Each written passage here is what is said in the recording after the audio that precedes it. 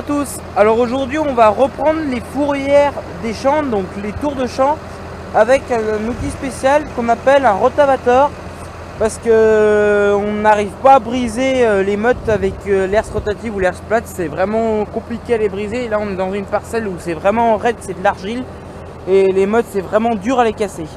Et dans la grande parcelle là tout à l'heure on a dû faire aussi les tours du champ, parce que c'est pareil, les mottes, on a beaucoup de mal à les casser à l'herse rotative. Du coup on a préféré prendre le rotavator pour faire ce boulot.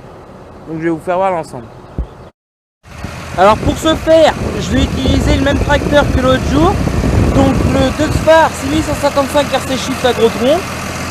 Et les masses, alors faut savoir que le rotavator derrière il n'est pas lourd, mais les masses on les a laissées parce que la charrue on doit la rateler tout de suite derrière, parce que on va arriver mi-avril et bientôt on va devoir faucher l'orge. Donc on va garder la masse pour la faucheuse, ou même pour la charrue ça pourra servir. Donc on n'avait pas envie de les dételer. Donc le rotavator, voici l'engin. Donc il est entraîné par un arbre, donc la prise de force, donc comme la rotative. Et donc le mouvement du tracteur va entraîner une fraise, donc c'est un peu comme un motoculteur en fait, si vous voulez. C'est un axe en fait avec des dents qui sont en biais, et donc elles vont gratter le sol. Donc ça va gratter un peu comme un motoculteur, et les mottes elles vont être explosées en poussière. Donc là vous voyez la prise de force tourne et elle vient m'entraîner le rotor avec ses dents. Donc les mottes elles vont venir taper dans les dents, et derrière ça va me laisser une terre prête à semer.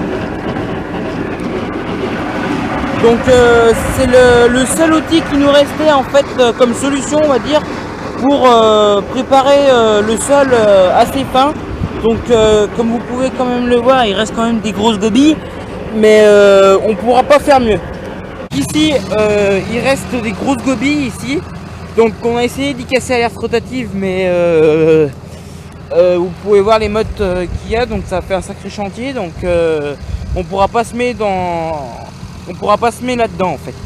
Donc le rotavator lui il va casser les mottes qui resteraient, et il va les mettre en poussière comme ici.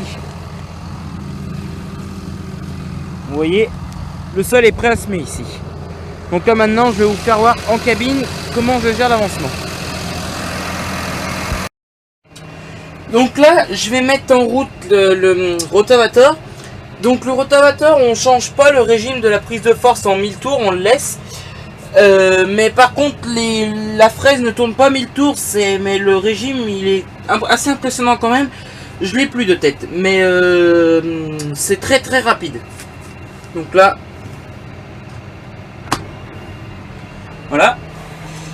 Donc ici vous pouvez voir mon régime de prise de force, donc 420 tours par minute.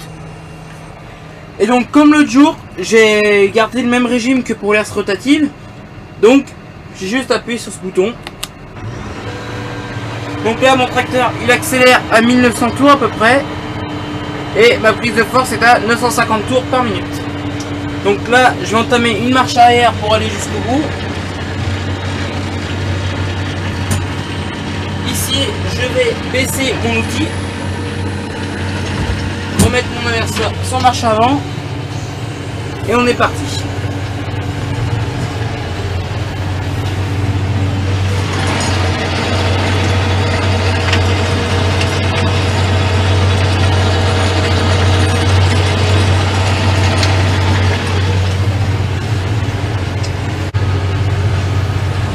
Donc là je roule en première A, donc c'est très lent. Je roule à la vitesse de 2,7 km/h, donc je pourrais rouler un peu plus vite, mais vous pouvez voir quand même qu'il reste encore des grosses mottes, donc je roule pas plus vite. Donc là je suis à la vitesse la plus basse que le tracteur peut aller.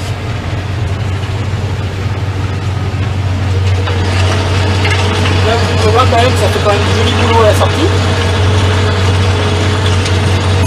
Donc le rotavator il fait 3 mètres de large.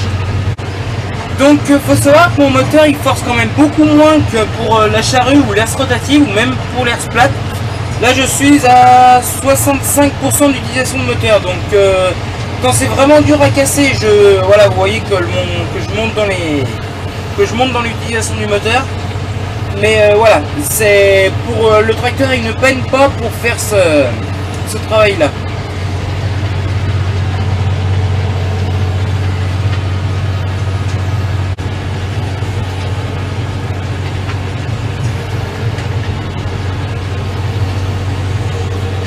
Donc là, je vais m'arrêter, lever, reculer.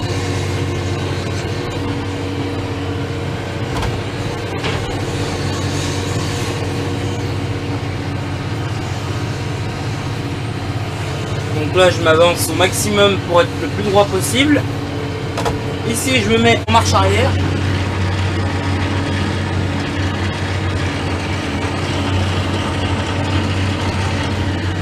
Je vais m'arrêter, je baisse mon outil et je remets mon inverseur sur marche avant.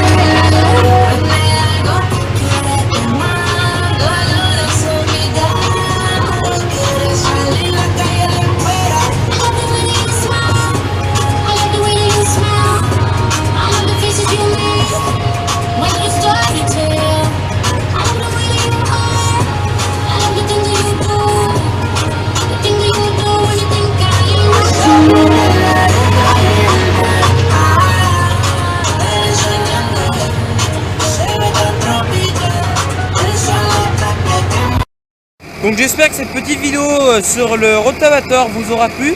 Si c'est le cas, n'hésite pas à lâcher un pouce bleu, ça me fera super plaisir, et aussi à t'abonner à la chaîne.